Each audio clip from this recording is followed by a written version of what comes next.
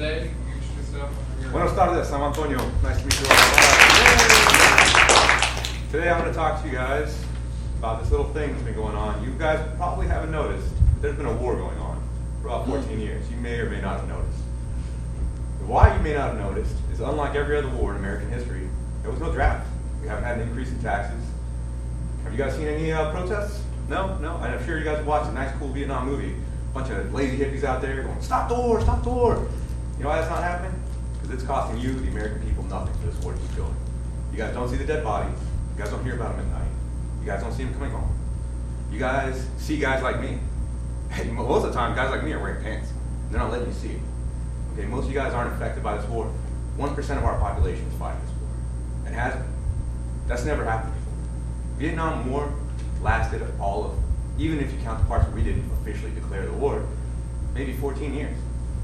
When the CIA was handling, even then, people were protesting. People were fighting. Nobody cares right now because it's not costing you guys anything.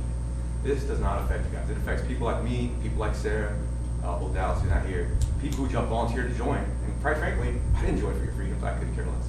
I joined for money, college money, lots of it.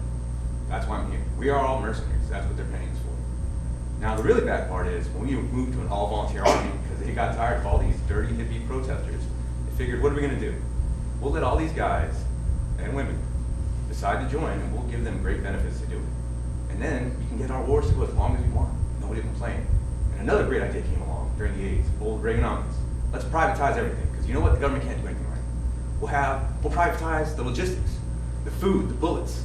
Hey, we'll even privatize some of the special forces guys, right? We'll have these operators out there. And the best part is, they're no longer under the Uniform Code of Military Justice, because they're not part of the military. They're civilians. So when they shoot innocents, when they torture people, when they do all these things, hey, our hands are clean, right? They're not in uniform. They're getting paid by the same government. They're with us, but hey, they're not in uniform, so it's okay. All right? None of that counts. You know, when the drone pilot drops a bomb on a wedding, and we kill maybe one terrorist, we kill the whole wedding party, it's a win for us.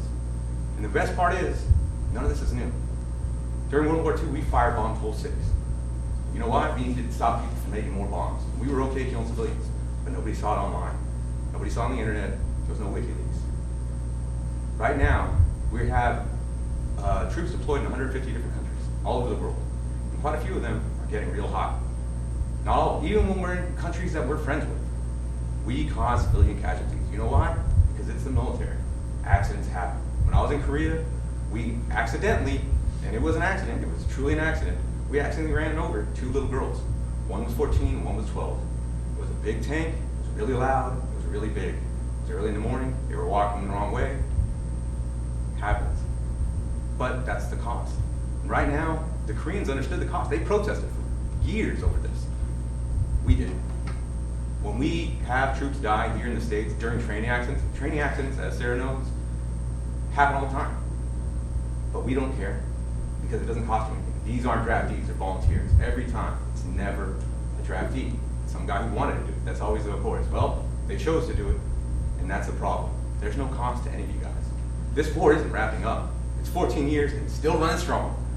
If we ended at 20, I'll be goddamn shocked. Odds are it's looking like we're not. Hell, if anything, we're gonna expand it. We're gonna kick this mother into some high gear here. And there's still no cost to you guys. We haven't even increased taxes. We've dropped taxes. In the middle of a war, we dropped taxes.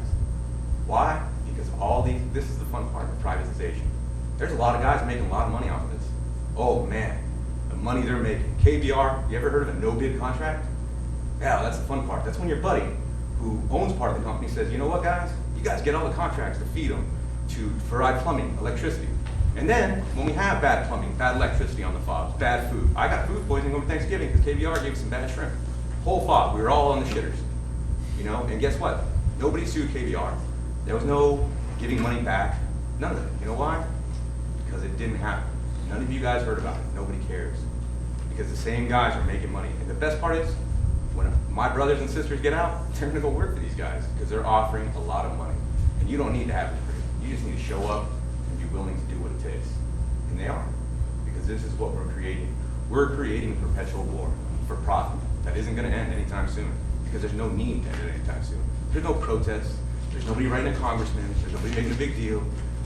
There used to be protests on every college campus down here during Vietnam. All those dirty hippies making a big deal, burning their draft cards. Who in here even registered for the draft like you're supposed to at 18? I should have seen, every one of you guys should have been raising your hands, but you didn't. It's not a big deal anymore, and we've let it become not a big deal. We've let this war become something you put a sticker on your damn card and say, hey, I support that guy. You come up to me and you shake my hand, you say thank you. For what? What are you thanking me for? Are you thanking me for all those kids I killed? Because let me tell you, none of them were old. They were all not even here, and they were younger. But it doesn't matter, because it's not something you see. It's not something that costs you. And that's why the solution to this is we need to change the dynamic of the way our country goes to war. We need to reinstitute a draft. We need to raise taxes. And all these DoD companies that are getting these no-bid contracts, we need to be taxing the hell out of them and doing an investigation. Who are these people who are getting no-bid contracts? How are they getting it? We have laws for this. They're privateering laws. People who are profiteering off of this war. We've had them for a long time, but we don't enforce them because, hey, you scratch my back, I'll scratch yours. You know, I'm a special forces operator. I've been kicking in doors, and you're going to hire me to work for Blackwater? Yeah, of course I'm going to take that. I'm going to be making 5 times what I'm making. And guess what? When I blast the whole family, there's not going to be anybody giving me problems. We're just going to move on. It never happened. We're in so many countries running black ops right now, it would turn your hair white if you knew. I can't even tell you because I don't know. Hell, we don't even know. One hand isn't telling the other hand. And that's the problem. Right now, we have black ops going on everywhere. The civilians who are supposed to be in control aren't. This monster is just running on, it's just running on perpetual motion, what it's already got. So what I propose to you is to start talking to other people, start asking questions. What are we doing this for? Who are we doing it for? It obviously isn't safer. Look at Paris. Okay, that's not how you stop these people. You want to know how you stop these people? Give them food. Give them someplace to be. You know why all these refugees are leaving? Because they want a better chance, and they know they're not going to get it there. We have to give ourselves a chance to try a new way. Because right now, this isn't working. A new draft. Not just men, everybody. Everybody should be part of this draft. Men, women, children. If you're in a wheelchair, we'll find you something to do. We subcontracted out all of our non-combat roles. There used to be a guy his only job was to run the weapons range. That was his MOS. That was his job. Now we have contractors doing it. These could all be jobs that civilians could learn and leave with a certification. You know, if you are a combat medic and you've served 3 or 4 deployments, you've had your arms into somebody's rib cage up to your elbow, guess what? You can't even come home and be an EMT without having to go to school and get a certificate. Why? Because it's not in the military's best interest for you to get actual job skills, because then after 4 years, you're going to pop out and get a real job. It's better if after 4 years you realize, hell, if I go home to Podunk, Idaho, I'm not going to get a job. But if I stay in, if I keep doing this, I'll be able to retire. That is the problem. The people they're preying on aren't rich people.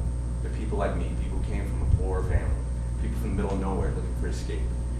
It's the government, not even the government, it is contractors, people who are making the money. All these DoD entities taking advantage of our poor, of our dispossessed, people with no other way out except the military.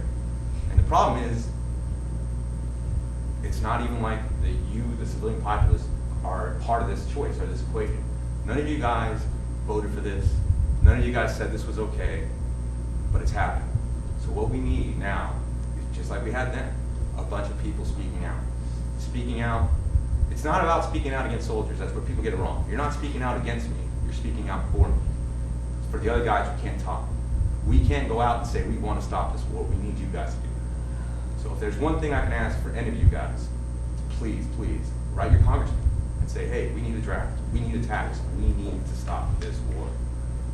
And that's really all I can ask you to do. I'd rather have that than 1 million thank yous and 20 million yellow ribbons. Please, call somebody, write somebody. Even if it's just your next door neighbor and say, man, this war is some BS. Do it, please. Thank you.